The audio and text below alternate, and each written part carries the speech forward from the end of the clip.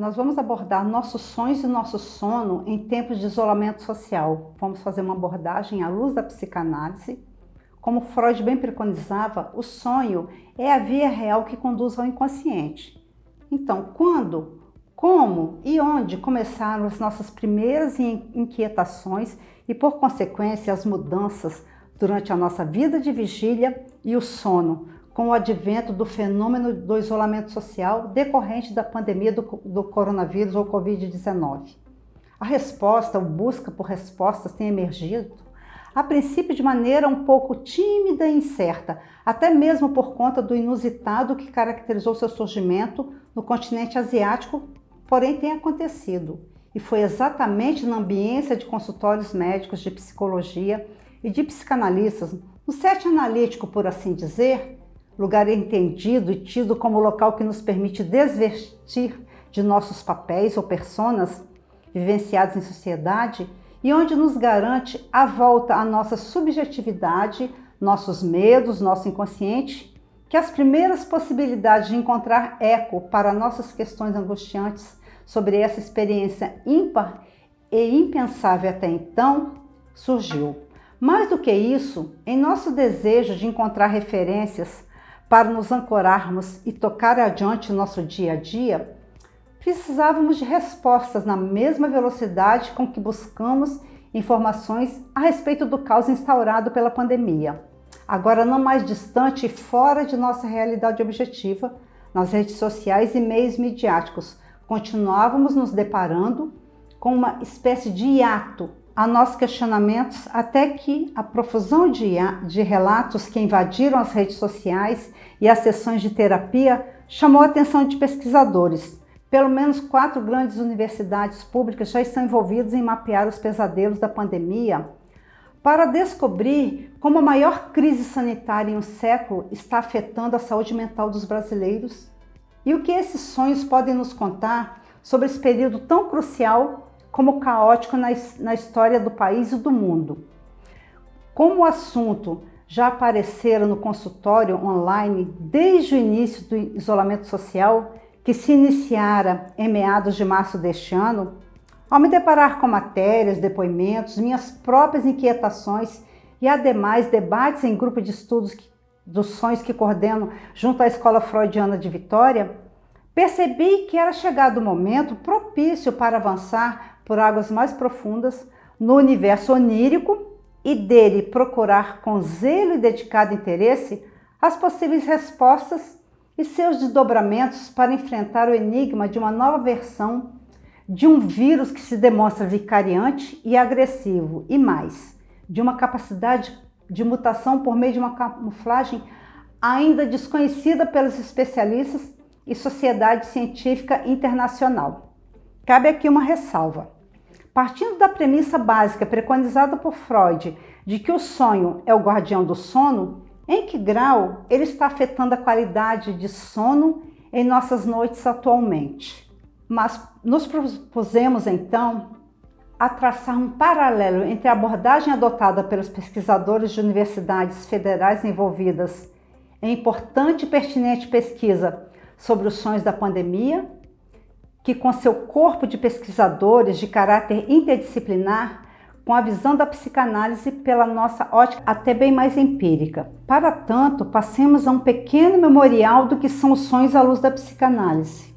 O mundo dos sonhos, que de certo modo visitamos constantemente quando dormimos, pode nos oferecer possibilidades de, além de restaurarmos nosso arcabouço psíquico para um novo despertar, e voltar ao contato com o mundo externo, nos liberta, ainda que em parte, das tensões e pressões a que fomos submetidos no dia anterior. Assim, lembrar, relembrar e elaborar, ou seja, buscar entender o que o conteúdo dos nossos sonhos nos diz acerca de nosso cotidiano, vindo de nossa instância mais primitiva ou inconsciente, vai nos oferecer novas formas de conhecermos a nós mesmos em nossos desejos e possibilidades. Vamos aqui relevar o que Freud nos ensinou a respeito do conteúdo onírico, resíduos diurnos que ficaram descansando em nosso pré-consciente, ansiando por levar ao ambiente dos sonhos aquilo que não foi resolvido na vida de vigília ou resolvido de forma insatisfatória. E assim, no encontro noturno com nossa instância inconsciente, encontra ambiência propícia a dar forma e sentido aos nossos desejos. Que o mundo onírico existe, não há como refutar. Em outras palavras, ao despertarmos, ainda que não lembremos de nossos sonhos, ou mesmo se sonhamos na noite anterior ou não, o fato é que sempre algo conspira em favor de trazer à consciência o conteúdo latente do sonhar. Com efeito, trazemos a sensação inequívoca de que enquanto nosso corpo descansava, nossa mente, nossa psique continuava num trabalho contínuo de conexões sinápticas, de descarga de energia e de novas formações psíquicas. E a isso denomina-se o trabalho do sonho ou a elaboração onírica. Conforme apregoado por Freud, a produção dos sonhos no sono obedece a leis próprias conforme exposto abaixo. Condensação. Vários elementos vivenciados se combinam em uma só ideia, de forma que o sonho se torna menos compacto. O cérebro associa os pensamentos de conteúdo similar e os reproduz em apenas um sonho, acontecendo uma compressão de volume. Na condensação, segundo Laplanche e Pontalis, uma representação única representa por si só várias cadeias associativas e traduz-se no sonho pelo fato de o relato manifesto, comparado com o conteúdo latente, ser lacônico. Constitui uma tradução resumida. Deslocamento. Por força do deslocamento, um aspecto significativo do sonho pode ganhar menos importância e passar despercebido pelo indivíduo, enquanto aspectos secundários surgem com mais riqueza de detalhes. Assim, a intensidade do acontecimento com maior valor psíquico é deslocada para o elemento de menor valor psíquico. Simbolismo. Os pensamentos vindos do inconsciente aparecem no sonho de maneira distorcida, cheios de simbolismos. Dessa maneira, o sonho geralmente surge cheio de metáforas que simbolizam o real valor do sonho. Freud criou uma série de interpretações para símbolos que se referem, em sua maioria, a símbolos sexuais, mas não necessariamente. Dramatização. No processo de dramatização, os fragmentos do sonho, condensados e deslocados da racionalidade na vigília, são transformados em cenas. Aí é formado todo um contexto para esses elementos e, na maior parte das vezes, trata-se de uma ambientação bem distinta do que foi vivido no dia anterior. Mesmo com todos os estudos de Freud, os sonhos ainda intrigam muitos psicanalistas. Se os mecanismos dos sonhos nos ajudam a entender o conteúdo dos nossos sonhos, devemos agradecer a Freud por seus estudos e suas descobertas. E como estão sendo gestados estudos e pesquisas sobre como estamos dormindo e sonhando nesse momento de pandemia?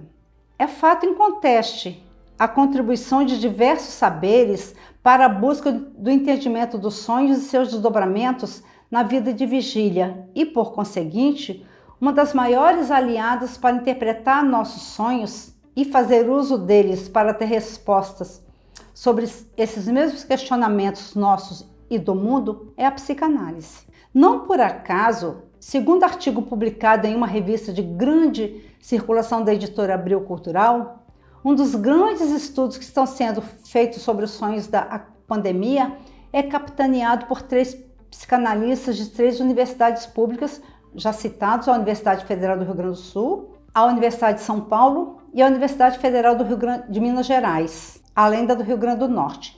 Para Freud, o pai da teoria, os sonhos são a janela para uma parte oculta da mente, o inconsciente.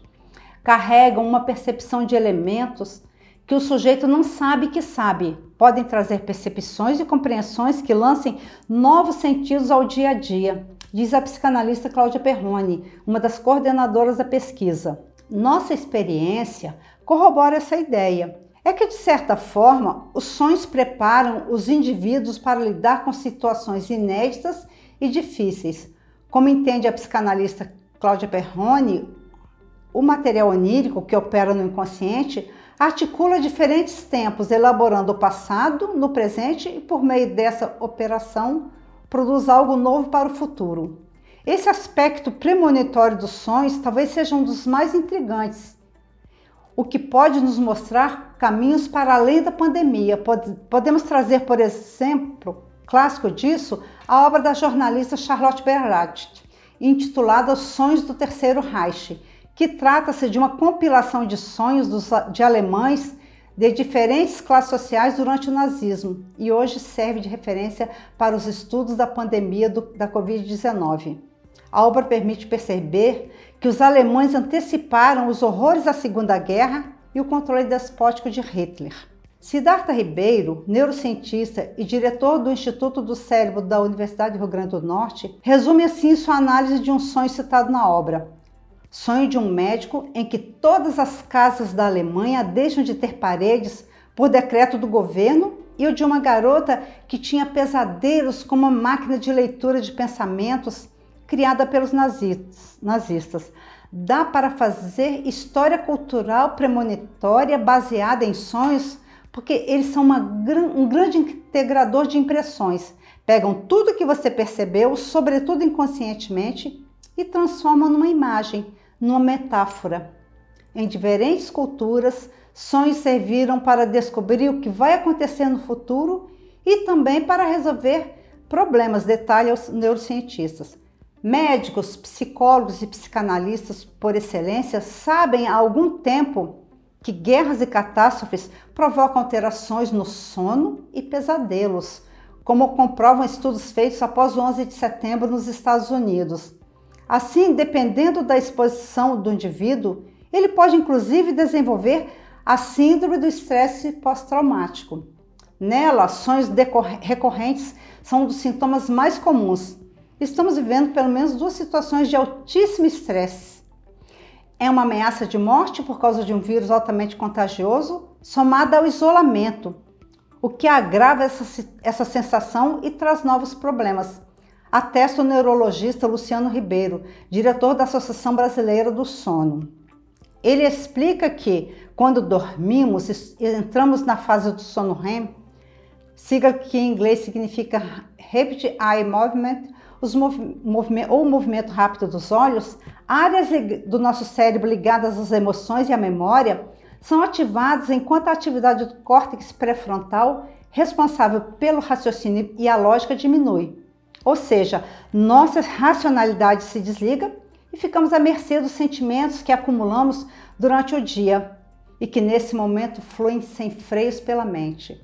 O isolamento compulsório imposto pela pandemia da Covid-19 não necessariamente suscita o aumento da produção de sonhos, contudo, afeta nossas emoções. Pautando nosso olhar na visão de Carl Jung, notadamente na concepção do inconsciente coletivo, podemos afirmar que estamos vivendo algo que remonta ao nosso medo ancestral de morrer ou de perder alguém próximo. O sonho é um oráculo probabilístico que originalmente, por milhões de anos, lidava com 3 variáveis: matar, morrer e procriar. A ansiedade que o animal tem em uma floresta de não encontrar comida, ser atacado ou não ter uma parceira quase não existe no nosso mundo de hoje. Explica de novo Siddhartha Ribeiro, conforme transcrição. Se você está com fome e vai a um restaurante, se não tem namorada, baixa o Tinder, etc. Mas agora esse medo ancestral voltou. Estamos temendo a morte. Conclui o autor de Oráculo da Noite. Em vez de afastar os pesadelos, o ideal é conversar sobre eles com amigos e terapeutas, sem tentar evitá-los. O neurocientista sugere que as pessoas façam esforço, inclusive para retomar a arte de sonhar. Antes de dormir, mentalize: hoje quero sonhar com uma solução para o problema que não estou conseguindo resolver. Eu sugiro isso também. Ao relatar, escreva o relato. Nosso cinema privado pode ter as respostas que tanto buscamos atualmente. A própria psicanálise teve origem nos sonhos de Freud. Após noites sonhando com familiares, colegas, pacientes e memórias traumáticas de sua infância, ou então neurologista, percebeu que as imagens escondiam algo profundo sobre a mente humana e concebeu a obra seminal A Interpretação dos Sonhos, publicada no final do século XIX. Eles funcionam como proteção psicológica e atenuam os efeitos de situações críticas. Segundo Freud, não é que os sonhos fossem uma fábrica de novidades. As ideias, sejam para canções pop, projetos de vida ou burradas colossais, vêm da labuta diária do inconsciente, cujo turno é sempre no esquema 24 horas. Para quem estuda o assunto hoje em dia, essas afirmações de Freud fazem sentido. E a ciência já sabe que o sonho não está jogando ideias geniais para o alto sem critério. Se você é engenheiro automotivo ou designer de joias, é muito improvável que acorde de um sonho com uma música pronta na cabeça. Talvez surja uma ótima ideia para um carro conceito ou para um par de brincos digno de um casamento real. O sonho, tal como outras formas de pensamento desordenado, pode ajudar no processo de indução de uma ideia original, mas somente sobre a base firme de um grande conhecimento daquilo em que se pretende ser criativo. Explica o argentino Mariano Sigma, que é o diretor da Human Brain Project e autor do livro A Mente Secreta da Mente. Ou seja, para sonhar com um novo tipo de rede social que vai torná-lo milionário, será preciso antes ser um gênio de programação como Mark Zuckerberg ou o criador do Facebook. Entre essas descobertas recentes da ciência, também estão detalhes sobre o mecanismo do sono, com uma especificidade que Freud não tinha como suspeitar mais de um século atrás. Por exemplo, já é possível entender como a criatividade se relaciona com o período em que estamos babando no travesseiro. Quando você adormece, há uma primeira fase em que a consciência vai se dissipando, ativando no cérebro um processo de consolidação da memória. Já na fase seguinte, a REM, que é do movimento rápido dos olhos, a atividade cerebral é mais complexa, parecida com a que temos quando estamos acordados, e é quando sonhamos. Nessa fase, são gerados padrões variáveis entre os neurônios com a capacidade de recombinar circuitos existentes. Isso é o cérebro sendo criativo. Associar o sonho com o estado REM não é novidade, mas um estudo divulgado em abril de 2017 pela Universidade Wisconsin-Madison, nos Estados Unidos, revelou que sonhamos também fora dessa etapa e fez uma descoberta ainda mais importante. Identificou quais partes do cérebro são ativadas durante os sonhos. Isso mostrou que, para a nossa mente, sonhar tem muita semelhança com estar acordado. Os sonhos são uma forma de consciência que acontece durante o sono, explicou o professor de psiquiatria Giulio Tononi, autor do estudo. Um de seus experimentos, que colocou 46 voluntários para dormir, mostrou que, estando ou não o dorminhoco na fase REM, sonhos só surgem quando regiões corticais posteriores do cérebro são ativadas. Para Freud, mais que a criatividade capaz de surgir nas noites inquietas, interessava o papel desse processo noturno na manifestação de desejos inconscientes. Por isso, o que há de revolucionário e permanente naquele que talvez seja o livro mais importante da vida de Freud, A Interpretação dos Sonhos, não é sua tentativa de traduzir psicanaliticamente sequências de imagens sonhadas, o que ele faz bastante ao longo da obra, diga-se, e sim a relação que pode existir entre o sonho e a forma como a nossa mente funciona. Se o sonho é a estrada real que conduz ao consciente, como ele escreveu, anotar os próprios sonhos era um dos hobbies de Freud, tanto que ele mantinha um diário com tudo que lembrava ter sonhado. Naquele período difícil de sua vida, em que fez autoanálise, Freud reuniu 160 sonhos para compor um livro, decisão tomada em 1897. Com exceção de um sonho de infância, todos os outros tinham sido sonhados entre 1895 e 1899, quando ele já era quarentão. Dessa coletânea onírica, 70 foram contados por amigos e parentes. Freud evitava usar sonhos de pacientes porque achava que condições anormais da psique poderiam sabotar as interpretações. A noção de que produzia ali uma obra magistral também o fez ver melhor, via autoanálise, o objetivo da coisa toda. O livro que o tornaria famoso era uma reação à morte recente de seu pai. O homem que, segundo alguns, um dia lhe disse, quando Sigmund era menino, que o pequeno nunca seria alguém na vida. Sendo assim, como é que os sonhos poderiam ser realizações de desejos, como Freud afirmou? A questão, segundo ele, é que o sonho do qual você se lembra quando abre os olhos de manhã é uma construção simbólica, uma tradução toda distorcida, mas menos chocante do que sua mente queria manifestar de verdade, e que era originalmente um desejo sendo realizado. Afinal, nossos desejos às vezes podem ser menos digeríveis que os pesadelos mais arrepiantes. Vamos a um exemplo. Um chefe de família, homem de princípios, conservadores, tem um pesadelo de que é perseguido por uma gangue de bandidos, homens arrões, brutos, musculosos e cheirosos. Para a mente consciente desse indivíduo que só se aceita como heterossexual convicto, não há dúvida de que a noite foi agitada por um pesadelo dos mais terríveis. Mas algumas sessões com um psicanalista poderiam chegar à tentativa inconsciente de realização de um desejo, assumir uma homossexualidade reprimida. Ou não, depende. Talvez o homem quisesse secretamente tomar o lugar do pai na loja de perfumes da família, uma ambição que ele poderia considerar condenável. Diferentemente do que sugere o astrólogo João Bidu, para Freud, o mesmo tipo de sonho tem significados distintos de pessoa para pessoa. Esse mecanismo que transforma nossos desejos em histórias malucas quando dormimos é o que Freud chama de trabalho do sonho. Um processo que retira o material cru de um pensamento inconsciente e, a partir dele, como um Salvador Dalí, monta a sequência surrealista que é o produto final dessa engrenagem. O ponto inicial do processo, Freud chama de conteúdo latente, e o final de conteúdo manifesto, que é o mais familiar a todos nós.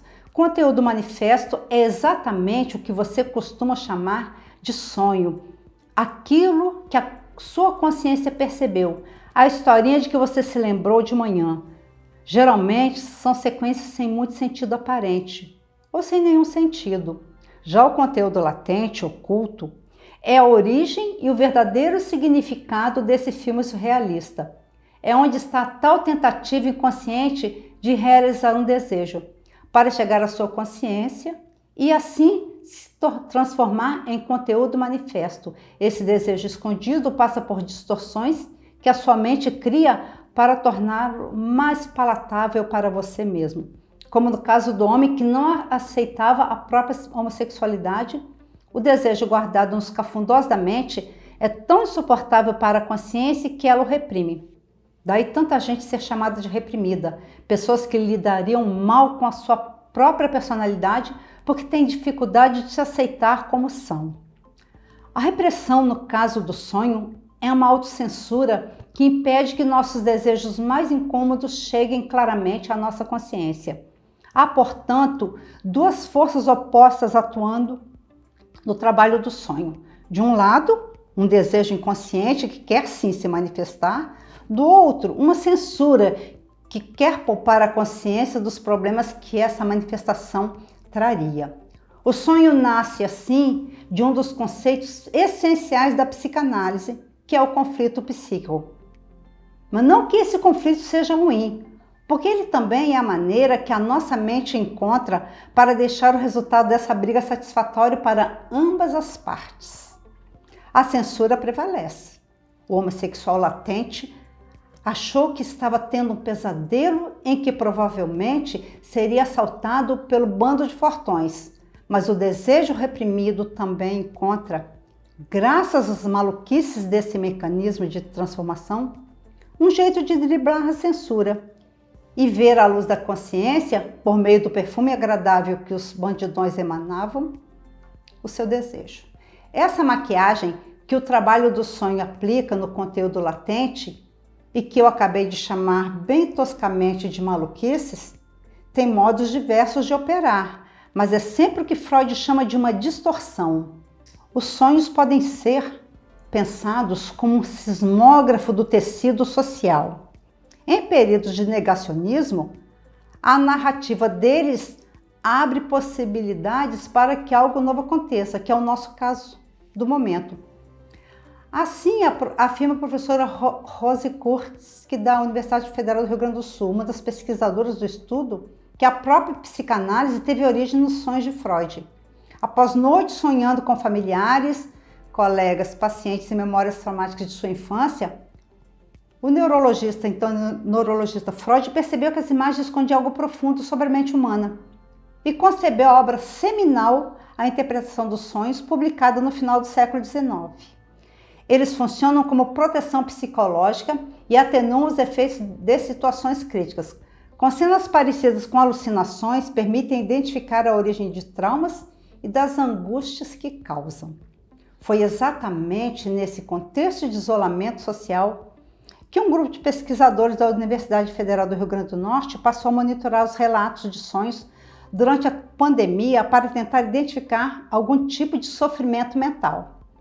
Ao pesquisar entre mídias e periódicos, além de depoimentos de pacientes, amigos e amigas, parentes e conhecidos, compilamos a premissa básica da pesquisa, citada em matérias e que transcrevemos a seguir. Imagine só, você acorda atrasada para o trabalho, no trajeto em meia pressa para começar o expediente, percebe que vestiu uma roupa que deixa suas pernas à mostra. Então decide voltar para casa para se trocar. Começa a se sentir mal, com raiva e frustrada, porque nenhuma peça fica boa o suficiente. Além disso, a cada minuto que passa, você se atrasa mais. Para piorar, quando entra no banheiro, encontra uma multidão te olhando, o que te deixa com ainda mais raiva e desconfortável. Corta para o 10º andar de um prédio. Você está lá em cima, olhando pela janela. De repente vê um ônibus escolar passar lotado em alta velocidade. Tudo acontece rápido demais. Quando percebe, houve um acidente e você se sente extremamente impotente por não poder ajudar de alguma forma. Esses dois eventos, na verdade, são relatos de sonhos colhidos por uma equipe de pesquisadores liderados por Natália Mota, a neurocientista, psiquiatra e pesquisadora do Instituto do Cérebro lá da Universidade Federal do Rio Grande do Norte. A ideia era tentar encontrar nessas experiências oníricas, que são dos sonhos, algumas respostas para o que cada pessoa tem vivenciado acordada durante a quarentena estabelecida pelo novo coronavírus.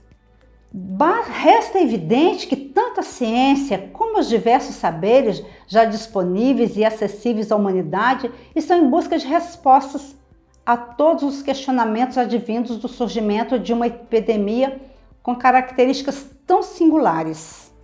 Nesse sentido, seria possível dizer que uma pessoa tem propensão ou está em sofrimento mental por meio do monitoramento dos sonhos que ela tem? Prestar atenção nesses sonhos contribuiria, de alguma forma, para encontrar saídas que pudessem ajudá-la a superar esse quadro negativo? Estamos passando por um momento que exige de cada um muita criatividade para lidar com essa nova realidade. Tem gente perdendo emprego, gente com familiar doente, gente longe das pessoas que ama, com medo de perder pessoas queridas. Cada uma tem um desafio pessoal e tem que sobrepor esses medos, essas angústias, para poder ultrapassá-los da melhor maneira possível. E os sonhos podem ser uma ferramenta importante para ajudar nesses processos, pondera a psiquiatra, e eu concordo com essa ideia. Essa história, porém, começa anos antes, desde 2016, que a neurocientista e outras equipes desenvolvem um projeto que consegue reduzir o tempo de diagnóstico de pessoas com esquizofrenia. Por isso, ela acabou se tornando a única cientista sul-americana indicada ao prêmio da revista científica Nature em 2019. O Nature Research Award na categoria Ciência Inspiradora. Acontece que o resultado das análises para detectar a doença hoje é dado em um período de 2 anos, pois requer acompanhamento e uma minuciosa avaliação clínica. Assim, desde que a OMS A Organização Mundial de Saúde declarou a pandemia, eles passaram a coletar esses dados com adultos que já possuíam algum tipo de sofrimento mental e com outros completamente saudáveis. Ao todo, foram 210 sonhos de 31 voluntários coletados durante a quarentena. Então, a mudança de rotina afetou o sono. Nos 2 primeiros parágrafos desse texto, são descritas experiências oníricas de voluntários do estudo, como a gente já citou. Neles aparecem alguns sentimentos como raiva, frustração, desespero por estar atrasada, desconforto e impotência. É essa construção narrativa dos sonhos o ponto-chave para uma análise mais aprofundada. Para isso, algumas etapas foram necessárias. Os neurocientistas criaram um mapa de palavras utilizando todos os textos da Wikipédia em português para conseguir identificar palavras vizinhas, ou seja, quais palavras apareceram próximas a outras com frequência. Depois aplicaram a escala das síndromes positiva e negativa, a PAN-SS, que funciona como uma entrevista psiquiátrica estruturada em que o psiquiatra dá notas para os sintomas positivos e negativos que observa. Graduou de 1 até 7 a gravidade do sintoma descrito pelo paciente. Como o estudo foi realizado no começo da pandemia, a Natália explica que os resultados preliminares estão mais relacionados a mudanças bruscas de rotina, hábitos e comportamentos causados pela crise. Sendo assim, se comparado aos sonhos pré-Covid-19, os relatos durante a quarentena começaram a apresentar conteúdos relacionados a questões de higiene.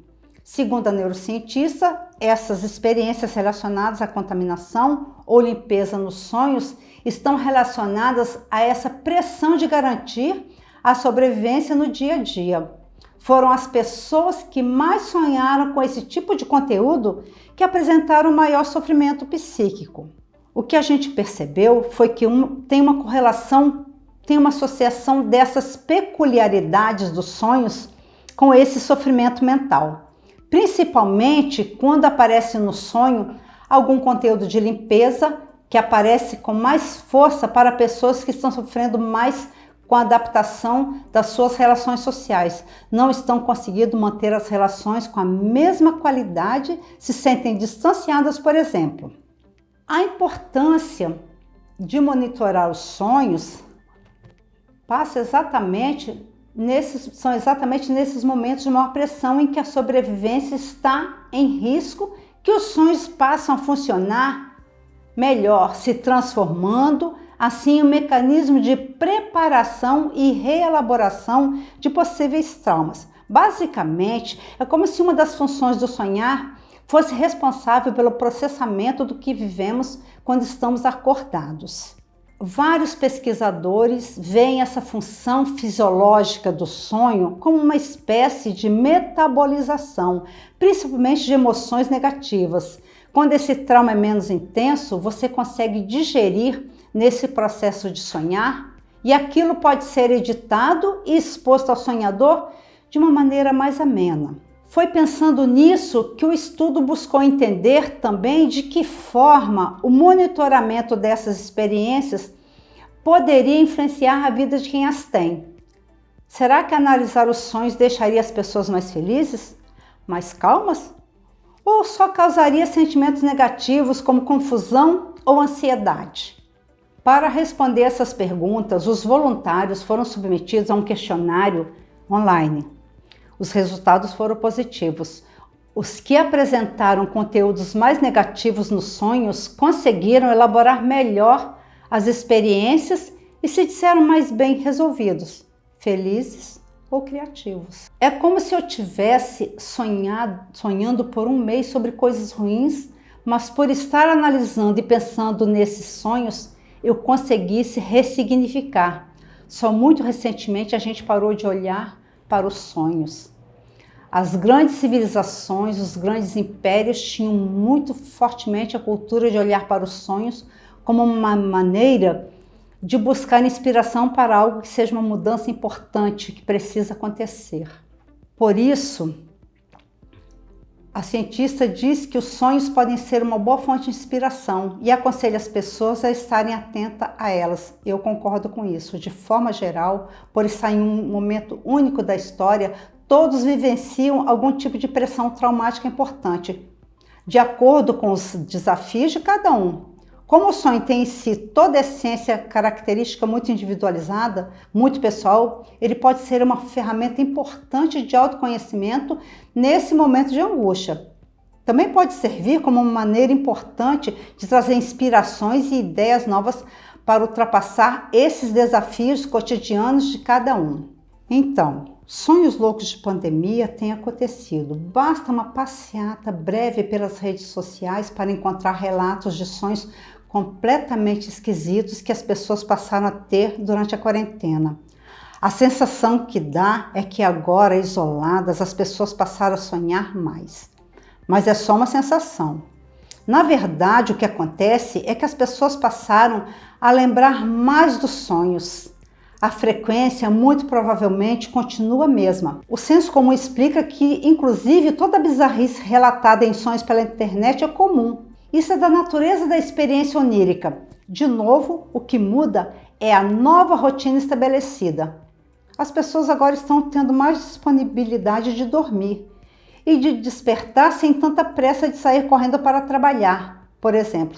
Só isso já muda muita coisa. Só o fato de poder passar um tempo na cama após despertar já aumenta a possibilidade de se lembrar do sonho. Muitas vezes, durante períodos mais comuns da vida. Os sonhos também possuem conteúdos malucos, completamente fora da realidade, mas a pressão do dia a dia torna-se um impeditivo para conseguirmos acordar lembrando de tudo que foi sonhado. Ressalta-se ainda um ponto importante. Por mais que a rotina esteja mais parada, limitada a um único ambiente, o cérebro não para. Na verdade, para algumas pessoas é possível dizer que durante a quarentena as atividades cerebrais até aumentaram. Não é porque a sua rotina está parada que a mente não possui recursos para produzir experiências oníricas. Assim, a neurociência explica: o que é matéria-prima para o sonho não é exatamente o que você faz em termos físicos, mas o impacto emocional que alguma situação ou memória tem para você. Muitas vezes é mais significativo uma notícia no jornal que te dá uma angústia do que um dia inteiro resolvendo um bocado de pepinos rotineiros que nada te emociona. Geralmente vivemos coisas tão rotineiras que não marcam, não colocam nosso cérebro em alerta no nosso dia a dia. O que é mais importante para o sonhar é o impacto emocional que uma situação te traz. Uma paciente minha, a quem vou chamar carinhosamente pelo pseudônimo de Roma, é uma adepta da análise de sonhos. Os dela são rigorosamente anotados e trazidos à análise com muito zelo. Contou-me há poucos dias pelo Skype: Ima, meus sonhos mudaram. Estou me sentindo tão esquisita. Será que é por causa do vírus? E imediatamente começou a narrar o sonho da noite anterior. Eu estava em pé em minha casa, mas não era a minha. Meus filhos ainda eram pequenos e minha neta mais velha aparecia de máscaras e véu. De repente a cena muda. Agora vejo meu ex-marido chegando da roça, onde tinha passado o dia e limpava constantemente as botas. Estavam cheias de lama. Comecei a chorar ao vê-lo e perguntei: por que você voltou tão cedo? É para começar a beber de novo, para me humilhar perante seus filhos? Faz um silêncio muito grande e ela abaixa a cabeça. Observo pela tela do notebook. Ficamos um tempo assim, até que ela volta a falar. Veio borragicamente sobre o irmão que foi seminarista e depois casou e teve um filho fora do casamento. Daí pontuou: e como foi para você o sonho? Ao que ela retruca: é mesmo, ainda bem que você me perguntou. Acho que sonhei com ele porque ainda sinto muita raiva de tudo que passei com ele. E agora vem esse vírus e me deixa presa em casa. Bom, paro por aqui a narrativa dela. É que, na verdade, o que me propõe a trazer é trechos da reclamatória dela de forma bem prosaica, para que possamos observar como o isolamento social imposto pela pandemia do coronavírus mexe com todos nós, em variadas proporções, e seu impacto em nossas vidas é multifatorial. Do mais simplório ao mais exótico sonho apresentado pelos nossos sonhadores, o fato é que eles trazem à baila indagações retiradas de nosso inconsciente de forma até abrupta, exatamente porque não estamos dando conta do que está acontecendo e muitos de nós estão em processo de negação. E buscar entender a dimensão desse evento nos permite superar barreiras e dificuldades próprias desse momento e, quem sabe, descobrir novas maneiras, novos caminhos, reinventar-nos para a nossa própria sobrevivência. E quem disse que seria fácil? A nossa tese comunga do entendimento que embasa os estudos e desdobramentos das pesquisas em andamento pelo nosso país. A busca não termina aqui. Tampouco se limita ao momento atual. Estender nosso olhar para diferentes culturas em diversos países e para outros episódios similares já ocorridos e os probabilísticos como novas formas de epidemias, da própria possibilidade, ainda que não desejável, de uma segunda, terceira onda de Covid-19 no mundo. O fato é que, não raro, quando não nos permitimos nos aquietar ou nos esconder em nossas zonas de conforto, nosso inconformismo pode, de certa forma, agredir a sabedoria dominante. Mas, pouco a pouco, vamos rompendo bastiões e avançando passo a passo, consolidando o nosso entendimento, arregimentando forças e aliados no bom sentido da palavra. Afinal, sonhar ainda é possível. Bem sabia disso nosso mestre, Herr Dr. Sigmund Freud. Muito obrigada.